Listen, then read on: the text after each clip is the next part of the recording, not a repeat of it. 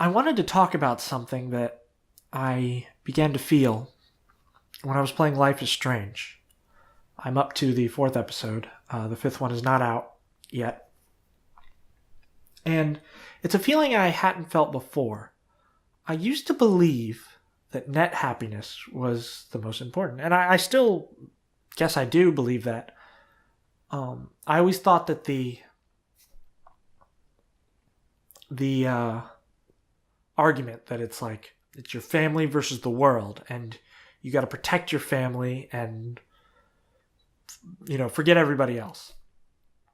I always thought that was a harmful idea. I still do, because it puts humans in conflict with other humans when that's not necessarily what we have to be. It's a very narrow view of what humanity can work to accomplish.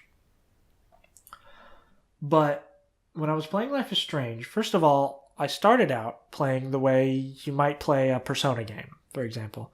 Not that I've ever finished a Persona game. They're long and hard. But the way I think you would approach a game like that is you be friends with everybody. You fix everyone's problem. You're the guy, You're the guy. You're going to help everybody and do the thing, and everybody will be happy.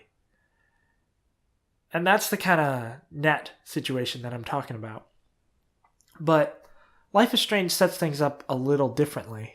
Well, I started playing that way to begin with. I tried to be friends with everybody. I wasn't too mean to what's-her-face, Victoria.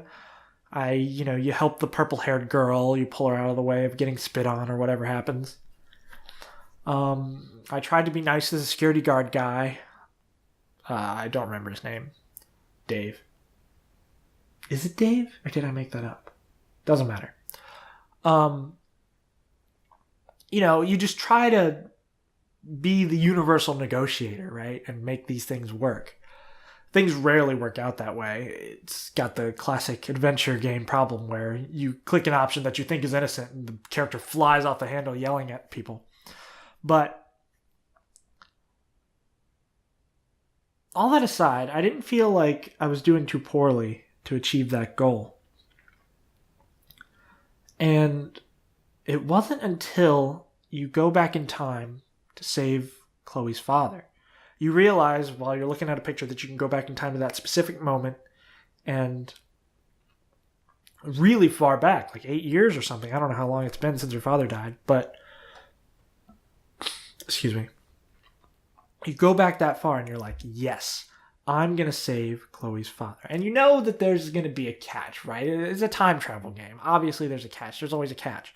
But, you just let the game show you what it wants to show you, and you get excited about it. It's like, yes, I'm going to fix all the problems in one shot. Kind of invalidating all the stuff I did before, but whatever. And, you do it. You save him. When you get back to the present, then obviously stuff is off and the world's still going to end because there's beached whales or whatever.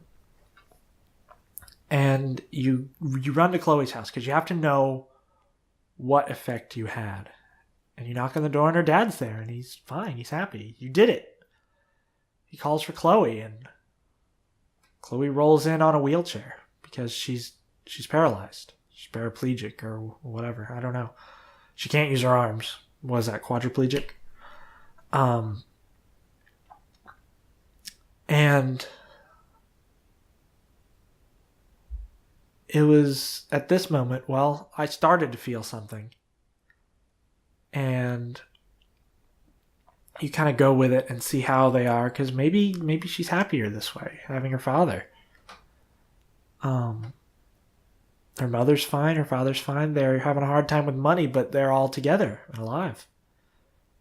And you come to find out that she's not going to last much longer in her current state.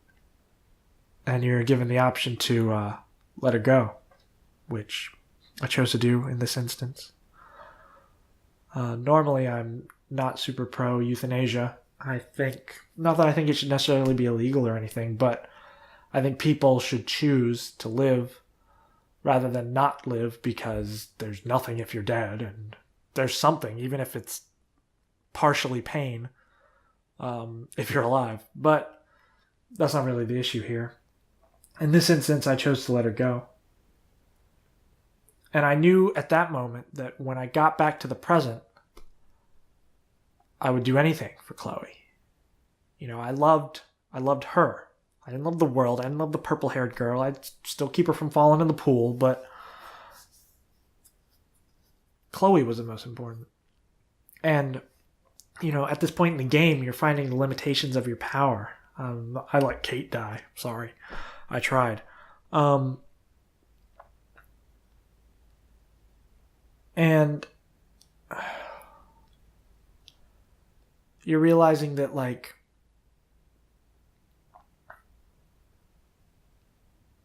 it just became clear that I would do anything for Chloe. Just for Chloe. And this reminded me of The Matrix 2, where Neo is confronting the architect, and the architect says, the one was programmed to feel for humanity, but you, this specific version of the one, feels for humanity in a very specific way, with his love for Trinity. He doesn't say that, but it's implied. And, after that, Neo chooses to go out the door and not save Zion, but to save Trinity. And not necessarily doom Zion, but that is the implication. And, that's a very emotional scene. I always thought it was cool because he flies, he catches her, pulls the bullet out, and brings her back to life. And it sort of got me to thinking how that relates to Life is Strange, because it's like this idea that even with unlimited power, maybe it's not enough to save everybody. Maybe saving your family is the best you can do. And I don't necessarily want to believe that. It could be true, but I want to work towards saving everybody. But I definitely understand that emotion now, because Chloe, as a bad influence as she is, I want to save her. And the game seemed to support that. Max stopped fighting back against Chloe so much. She was just... Chloe's like, we have to get this guy. And Max says, okay, let's do it.